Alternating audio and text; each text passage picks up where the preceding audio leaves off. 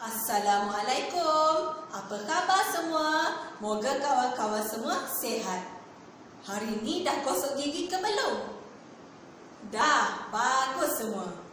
Baiklah, ini Teacher Miss. Hari ni Teacher Miss nak cerita tentang kisah Nabi Sulaiman, Ratu Balqis dan juga burung hudhud. Nak tahu macam mana kisahnya? Jom kita dengar.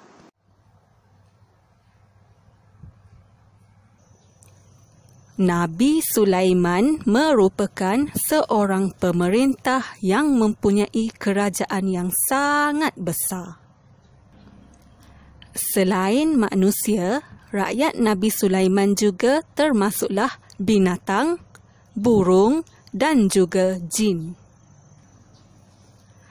Pada suatu hari, utusan Nabi Sulaiman, iaitu seekor burung hudhud, telah memberitahu baginda tentang kewujudan kerajaan Sabak yang diperintah oleh seorang ratu yang bernama Ratu Balqis. Ratu Balqis merupakan seorang yang kaya raya yang memiliki istana yang sangat indah dan sangat besar.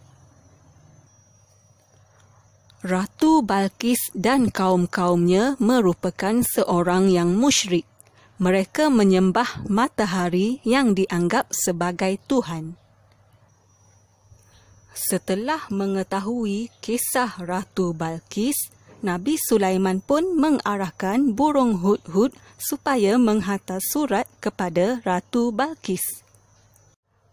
Di dalam surah An-Naml ayat 30 dan 31,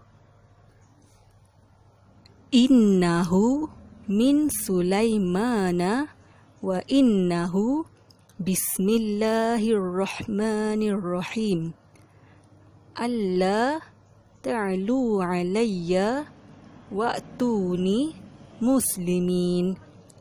Sesungguhnya surat itu dari Sulaiman yang isinya dengan nama Allah yang Maha Pengasih, Maha Penyayang.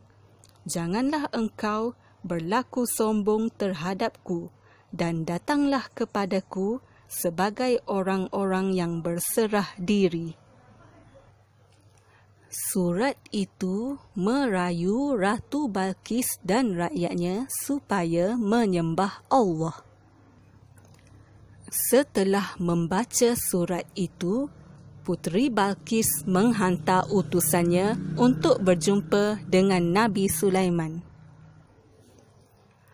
Utusan itu membawa hadiah untuk disampaikan kepada Nabi. Namun, hadiah Ratu Balqis ditolak oleh Nabi Sulaiman. Setelah itu, utusan itu pulang ke negeri Sabak. Utusan itu juga menceritakan tentang kehebatan dan kebesaran istana Nabi Sulaiman. Mendengar perkara itu, Ratu Balqis pun membuat persiapan untuk mengunjungi kerajaan Nabi Sulaiman.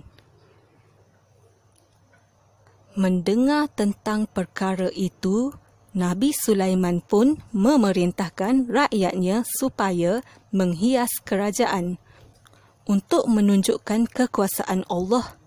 Sesuatu yang luar biasa, Nabi Sulaiman mengarahkan rakyatnya dari kalangan jin untuk memindahkan istana Ratu Balqis ke negeri Nabi Sulaiman. Setibanya Ratu Balqis di istana Raja Sulaiman, alangkah hairannya Ratu Balqis melihat istananya berada di negeri Nabi Sulaiman. Apabila melangkah masuk ke dalam istana itu, Puteri Balqis pun menyingsingkan kainnya kerana keadaan lantai itu seolah-olah penuh dengan air. Melihat perkara itu, Nabi Sulaiman pun bertanya, "Kenapa Ratu Balqis menyingsing kainnya?" Ratu Balqis menjawab, ada air di atas lantai. Nabi Sulaiman berkata, itu bukan air, malahan lantainya licin berkilat, umpama air yang mengalir di bawahnya.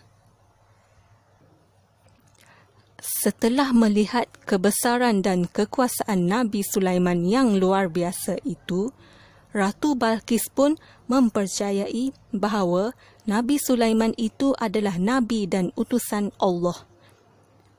Akhirnya, Ratu Balqis dan pengikut-pengikutnya pun memeluk Islam dan beriman kepada Allah.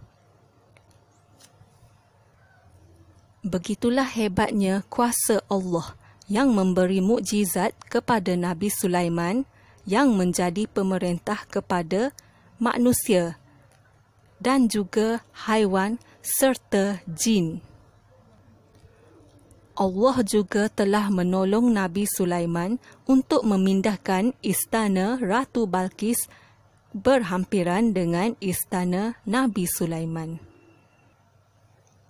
Dan kerana itulah Ratu Balqis dan kaum-kaumnya memeluk Islam dan menyembah Allah.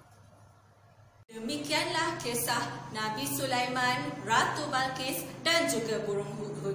Betapa hebatnya kuasa Allah boleh mengurniakan mukjizat kepada Nabi Sulaiman supaya boleh bercakap dan faham bahasa haiwan serta memindahkan istana Ratu Balqis dari satu tempat ke satu tempat yang lain. Kawan-kawan, sekarang teacher nak tanya kawan soalan. Apakah tugas burung hudhud? Ya, untuk menyampaikan utusan Raja Sulaiman kepada Ratu Balqis. Seterusnya, apakah isi kandungan surat yang dihantar oleh Nabi Sulaiman kepada Ratu Balqis? Ya, supaya Ratu Balqis dan kaum-kaumnya menyembah Allah. Baiklah, seterusnya, apakah yang terjadi kepada Ratu Balqis dan kaum-kaumnya setelah melihat istana Ratu Balqis dipindahkan dari negeri Sabak ke negeri Raja Sulaiman? Ya, Ratu Balqis dan kaum-kaumnya telah memeluk Islam